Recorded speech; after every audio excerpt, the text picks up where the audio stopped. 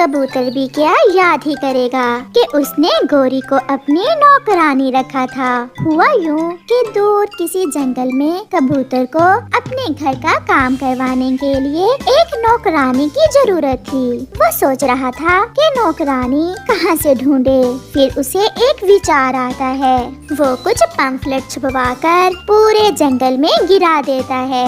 अब तो जरूर मुझे कोई ना कोई काम वाली मिल ही जाएगी। ऐसे कबूतर सुख का सांस लेता है।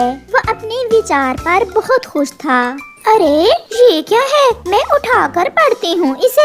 मुझे एक काम वाली नौकरानी की जरूरत है। मैं कबूतर इसी पहाड़ों वाले जंगल में रहता हूँ। अगर किसी ने काम करना हो तो मुझसे राब्ता करे, अच्छी तनख्वाह मिलेगी। मैं भी तो किसी काम की ही खोज में हूँ, क्यों ना कबूतर के पास ही काम कर लूँ। ऐसा सोचते हुए गोरी कौवी कबूतर की तरफ जाती है। तो क्या खाना बनाना आता है तुम्हें? क्यों नहीं साहिब, मेरे पंखों में बहुत स्वाद है। मैं कौन सा तुम्हारे पंख खाऊंगा? सीधे से बताओ कि खाना आता है बनाना या नहीं। साहिब आप तो गुस्सा ही कर गए। मैं सब खाना बना लेती हूँ और सारे घर के काम कर सकती हूँ। ऐसे गोरी कौवी कबूतर के घर के काम करने लगती है। कुछ दिन बाद काम वाली मासी कहाँ हो? साहब मेरा नाम गोरी है। आप इतना लंबा नाम लेने से अच्छा है मेरा असल नाम गोरी ही ले लिया करें। अच्छा, एक तो तुम बोलती बहुत हो, रसोई में दालें नहीं है। साहिब राशन और दालें तो खत्म हो गयी। मैं आपको बताने ही वाली थी। मेरी जानने वाली एक चील है, उसकी नौकरानी 1 किलो दाल से पूरा महीना चला लेती है और तुमने 2 दिन में ही सारी दालें खत्म कर दी। साहिब मैंने कौन सा खुद खा ली है, आपको ही पका कर खिलाती हूँ। खैर आगे से कुछ ऐसा करूँगी कि दालें ज्यादा देर चलें। दूसरे रोज कबूतर थका हुआ शाम को घर आता है। साहिब आपके लिए पानी लाऊं? नहीं, मुझे भूख लगी हुई है, खाना दो। मैं अभी खाना लाई साहिब। फिर गोरी रसोई से रोटी लेकर आती है। ये क्या, रोटी खाऊंगा किस चीज से? दाल नहीं बनाई साथ? अभी कल ही तो मैंने पूरी 1 किलो दाल ला कर दी है। साहिब ठहरे तो। ऐसा कहते हुए गोरी एक पाइप टूटी से लगाकर ले आती है। ये ले साहिब, रोटी खाएं और साथ में दाल इस पाइप से पी ले। पागल हो गई हो, ये क्या कह रही हो तुम? साहिब मैं भी चील की नौकरानी की तरह सियानी हो गई हूँ। मैंने थोड़ी सी दाल पकाकर पानी वाली टैंकी में डाल दी है।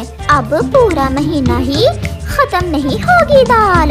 ये सुनकर कबूतर अपना सर पकड़कर बैठ जाता है। तुम कोई बड़ी पागल हो। साहिब मैंने भला ही किया था आपका।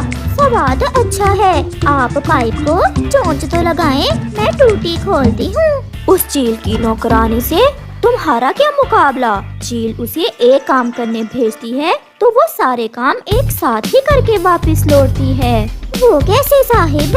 अभी कल ही चील ने अपनी नौकरानी को बल्ब लेने भेजा तो उसकी नौकरानी वापस आते हुए लालटेन और मिट्टी का तेल भी ले आई, साथ में एक मोमबत्ती भी थी। साहिब वो क्यों? मुझे पता था तुम पूछोगी, इसलिए कि अगर बिजली चली भी जाए तो लालटेन से रोशनी हो या फिर मोमबत्ती जला ली जाए। मैं भी कुछ ऐसा ही करने की कोशिश करूँगी।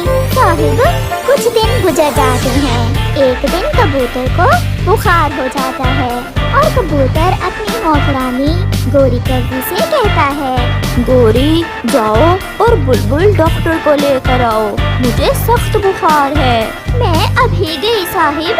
ऐसा कहते हुए गोरी कौवी डॉक्टर को लेने चली जाती है। बुलबुल डॉक्टर जल्दी चले, मेरे मालिक कबूतर को तेज बुखार है। मैं अभी आती हूँ, बाकी सारे काम भी अभी कर लेती हूँ। ऐसा न हो कि साहिब फिर से चील की नौकरानी का ताना दें। फिर गोरी कुछ चीजें लेती है और बुलबुल को साथ लेकर कबूतर की तरफ जाती है। गोरी तुमने बहुत देर कर दी आने में। कबूतर आपकी नौकरानी मुझे बताकर बाजार चली गई थी। और ये सामान कैसा है? साहिब मैं भी चील की नौकरानी से कम नहीं हूँ। मैंने भी सारे काम एक साथ ही कर लिए हैं। ये रही लकड़ियाँ और ये माचिस आग जलाने के लिए। देख लें, अगर डॉक्टर से आपको आराम ना आया और आप मर गए तो आपका अंतिम संस्कार करने के लिए मैं सब चीजें ले आई हूँ।